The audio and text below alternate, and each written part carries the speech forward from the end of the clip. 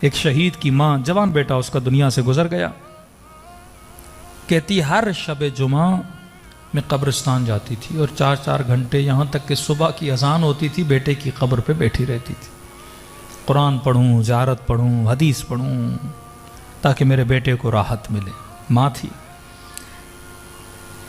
اس کی روٹین بن گئی، ہفتوں کے ہفتے گزر گئے، لیکن یہ شب جمعہ بیٹے کے قبر پہ جاتی، دعائیں پڑھتی۔ ایک دن اس نے خواب کے عالم میں اپنے بیٹے کو دیکھا، دیکھتی ہے بیٹا میرے حضور بیٹھا ہے، اتنے میں دیکھتی ہوں دوسرے مومنین کی ارواح ہیں اور گویا وہ سامان سفر باندھ رہے ہیں، تیاری کر رہے ہیں کہیں پہ جانے کی۔ تو میں نے بیٹے سے پوچھا میرے لال یہ سب کہاں جا رہے ہیں؟ کہا ماں یہ سارے وادی السلام جا رہے ہیں۔ ہر شب جمعہ اللہ مومنین کی ارواح کو وادی السلام بلاتا ہے۔ کہا ہے کیا وادی السلام میں؟ کہا یہ سب علی کی ملاقات کو جا رہے ہیں، کہا یہ سب امیر المؤمنین کی ملاقات کے لیے جا رہے ہیں۔ اب یہ بھی سوچئے کہ واقعاً کی بات نکلی ہے، آخرت میں عمل نہیں ہے کہ میں عمل کر کے ایک مقام حاصل کروں، نماز پڑھوں ثواب لوں، روزہ رکھوں ثواب لوں۔ رجب کا مہینہ ہے، عمل کا مہینہ ہے، مرنے کے بعد اعمال بند، لیکن فرماتے ہیں مرنے کے بعد علم بند نہیں ہوتا،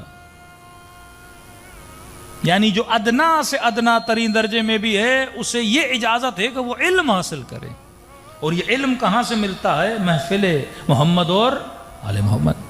اب یہ تو نہیں کہ انا مدینۃ العلم وعلی بابا، وہ صرف دنیا میں نہیں، یہ علم کا دروازہ عالم برزخ میں بھی ہے، یہ علم کا دروازہ میدان محشر میں بھی ہے۔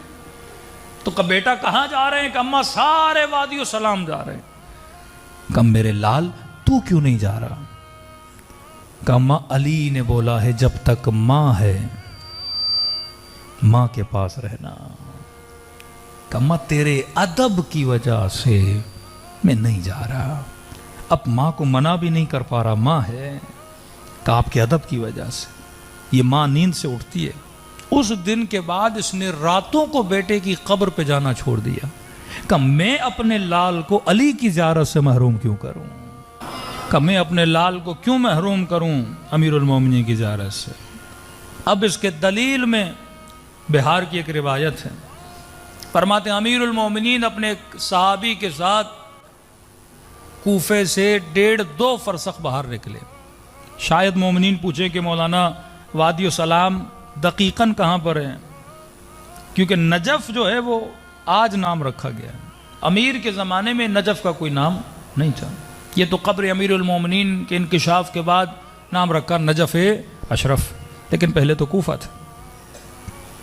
فرماتے ہیں 1.5 فرسخ کوفے سے باہر نکلے تو مولا کا صحابی کہتا ہے تا حد نگاہ قبریں ہی قبریں تھیں، اور میں نے کہا مولا یہ کون سا مقام؟ امام نے فرمایا یہ وادی السلام ہے۔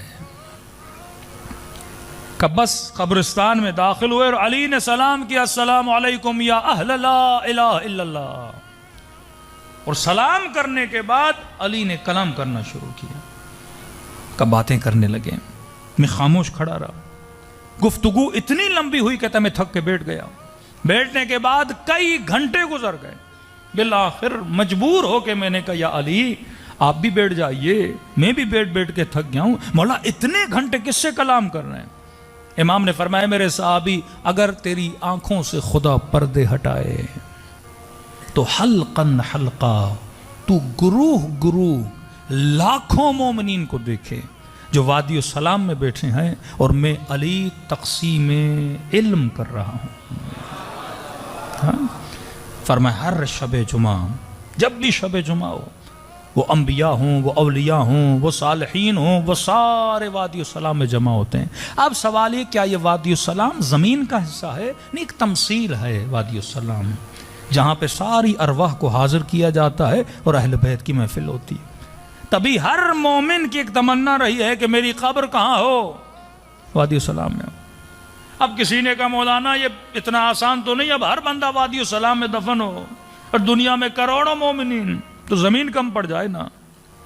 تو کسی نے میرے چھٹے امام سے کہا کہ مولا میرا بھائی بغداد میں ہے اور پتہ چلا ہے کہ بیمار ہے. حکیموں نے جواب دیا ہے مولا مجھے خوف ہے کہیں بغداد میں مر گیا تو میں اسے وادی السلام میں دفن نہیں کر پاؤں گا. امام نے فرمایا گھبراؤ نہیں، ہمارا چاہنے والا دنیا کے کسی بھی کونے میں مر جائے، کہیں بھی دفن کر دیا جائے، اللہ حکم دیتا ہے کہ اس کے بدن کو وادی السلام کی طرف بھیجا جائے. جب تک غیب پر بندے کا ایمان نہ ہو، یہ غیب یہی موت ہے، یہی قیامت ہے، یہی قبر ہے.